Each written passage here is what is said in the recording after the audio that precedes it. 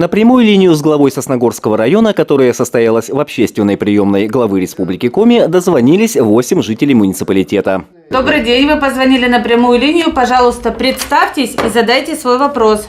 Первой дозвонившейся стала Елена Жаренкова. Она поблагодарила Сергея Дегтяренко за оказанную помощь в доставке специального тренажера, так необходимого ее сыну Кириллу для занятий, и вновь попросила содействия.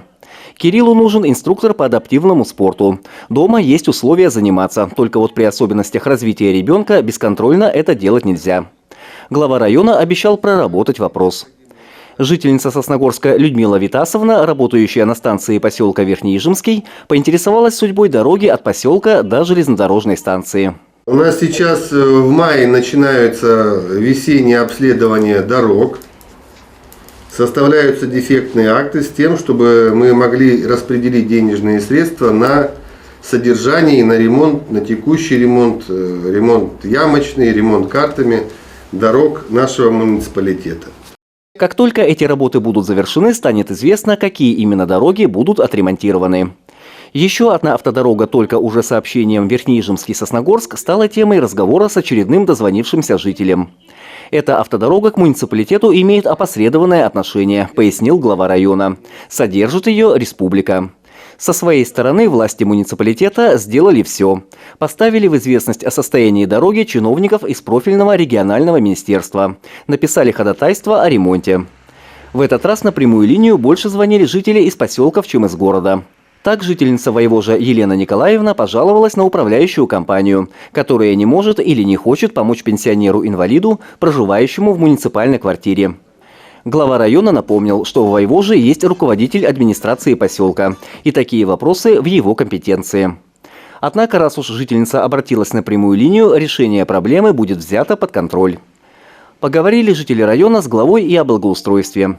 Елена Анатольевна предложила убрать в Воевожу бараки, а Елена Афанасьевна из того же поселка заручилась поддержкой в том, что из-за одного неплательщика весь дом не будет снят с программы капитального ремонта. Обсудили и управляющие компании. В который раз главе пришлось напомнить жителям о жилищном кодексе, который четко регламентирует, что должны делать собственники жилья и на какие средства.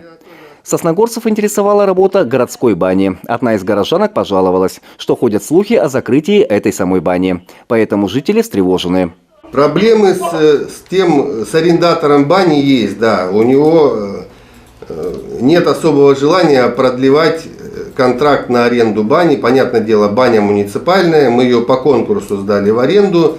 И арендатор осуществляет именно помывку той части населения, для чего, собственно говоря, мы эту баню и содержим, держим в муниципальной собственности, для того, чтобы они осуществляли помывку населения, у которых нет такой возможности ввиду неблагоустройства их жилья. Эту проблему мы решаем на своем уровне. Надеюсь, что решим. Пока это лишь только слухи, слухам не верьте. Работу мы в этом направлении ведем. Выход какой-нибудь мы обязательно найдем. Сергей Дегтяренко отметил, что возможен небольшой перерыв в работе бани, но никак не полное ее закрытие. Андрей Калиничев, Наталья Максимова, Евгений Юрин, Вести Тимана, Сосногорск.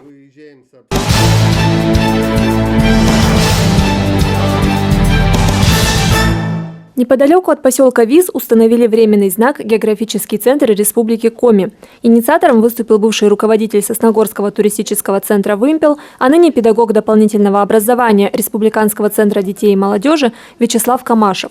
Впервые о том, что центр региона расположен в нашем районе, сосногорским туристам рассказали их сыктывкарские коллеги.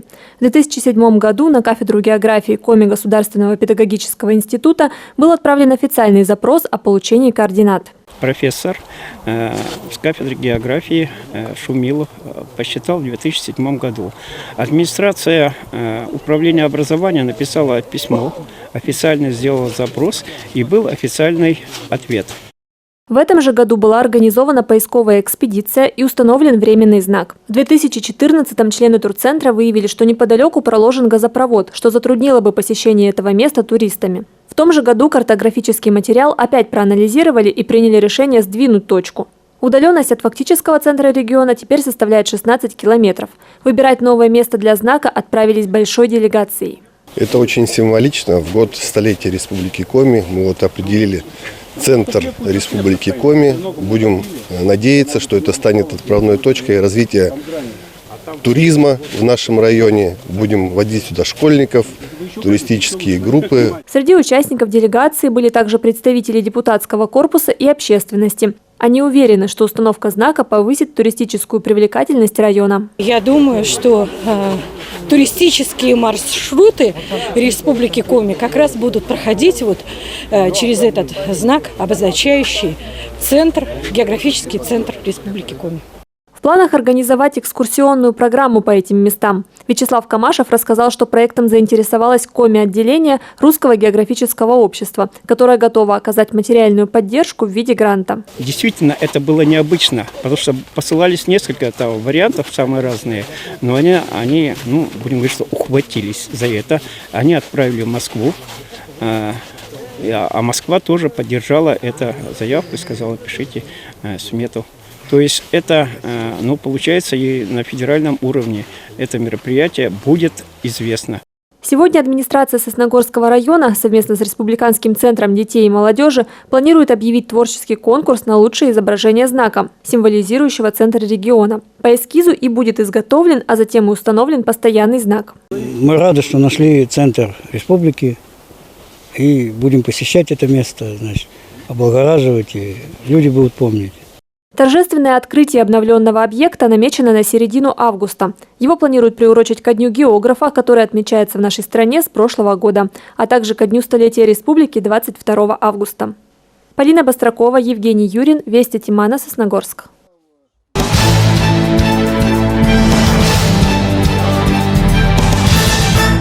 Этим летом юные сосногорцы смогут провести часть каникул в детских оздоровительных лагерях и лагерях труда и отдыха. Управление образования запланировало работу на базе 17 муниципальных образовательных организаций. Они откроют двери с 1 июня. Для зачисления ребенка в возрасте от 6 до 18 лет в оздоровительный лагерь необходимо обратиться к руководителю образовательной организации.